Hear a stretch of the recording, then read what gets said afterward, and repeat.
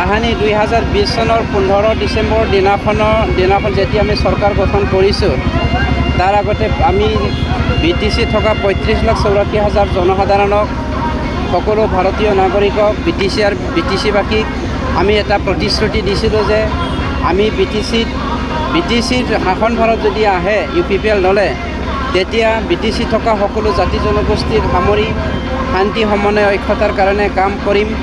আৰু আমি চৰকাৰ বনোৱাৰ লগে লগে সন্মানীয় শ্ৰী প্ৰমোদ বড়ো ডাঙৰীয়াৰ নেতৃত্বত 26টা জাতি জনগোষ্ঠীক লৈ পেলাই আমি ভিজন ডকুমেণ্টছ কৰিবলৈ সক্ষম হ'লোঁ, যাৰ দ্বাৰা সকলো জাতি জনগোষ্ঠীক ভাৰতীয় নাগৰিক হয় আমি স্বীকৃতি দিবলৈ সক্ষম হ'লোঁ আৰু সমমৰ্যাদা সমন্বয় সমবিকাশৰ কাৰণে কাম কৰিলোঁ।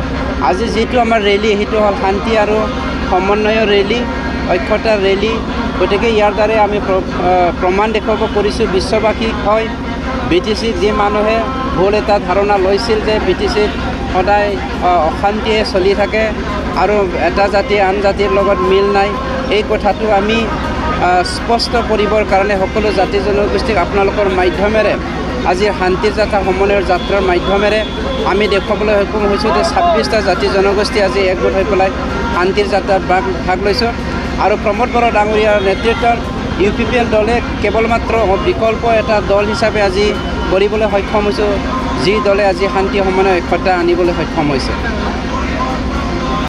যিটো আমাৰ দলীয় এটা এজেণ্ডা, আমি যোৱা 4.5 বছৰ অতিক্ৰম কৰাৰ পিছত UPPL মডেলৰ যি ৰাজনীতি আমি আৰম্ভ কৰিছোঁ, তো UPPL মডেলৰ পলিটিক্স আৰম্ভ কৰাৰ সময়ত চৰকাৰেও আজি UPPL মডেলত আমি আৰম্ভ কৰিছোঁ।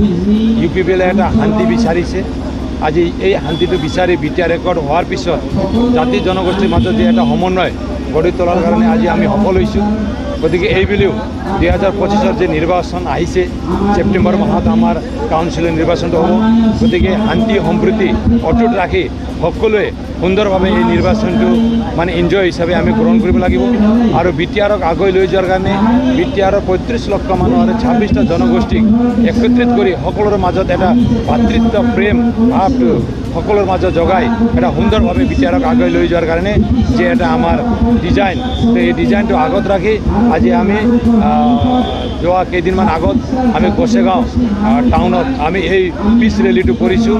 আৰু আজিও এই বিজনী চহৰৰ মাজমজিয়াত আমি ৰাইজক সম্বোধন কৰি ইয়াত থকা জাতি জনগোষ্ঠী ধৰ্ম বৰ্ণ নিৰ্বিশেষে আমি সকলোকে লৈ এটি পিচ ৰেলী মানে শান্তি আৰু সমন্বয়ৰ ৰেলীটো আমি ইয়াৰ পৰা আৰম্ভ কৰিম।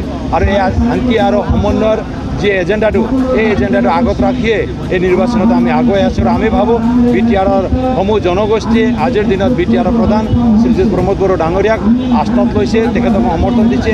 আৰু অহা দিনতো তেখেতৰ লগত থাকি এই সুন্দৰ BTR নিৰ্মাণ কৰাৰ কাৰণে, সম্প্ৰীতিৰ BTR গঢ়ি তোলাৰ কাৰণে, প্ৰগতিৰ BTR হিচাপে বা BTRত পাৰ্মানেণ্ট এটা পিচটো যি আজি আমি আনিবলৈ সক্ষম হ'লোঁ। আৰু এইটো ভৱিষ্যতলৈকে মানে এনেকৈ ৰখাৰ কাৰণে আমাক সমৰ্থন দিব। আৰু চৰকাৰ হিচাপে আমাৰ যি দায়িত্বটো আছে, BTR কাউন্সিলৰ এজন মানে নেতৃত্ব হিচাপে আমাৰ BTR প্ৰধানে যি ধৰণে কাম কৰি আছে, এইটো আগন্তুক দিনত এনেকৈ ৰাইজৰ সেৱা কৰি যাব পাৰিম। আৰু ৰাইজৰ লগত থাকি ৰাইজৰ কাম কৰি জনগোষ্ঠীসকলৰ সমস্যাবিলাক সমাধান কৰি এইবিলাক আগুৱাই লৈ যাব পাৰিম। তাৰ কাৰণে আমি কাম কৰাৰ উদ্দেশ্যটো আগত ৰাখি শান্তিৰ উদ্দেশ্যটো লৈহে বিশেষকৈ এই ৰেলীটো আমি আৰম্ভ কৰিছোঁ।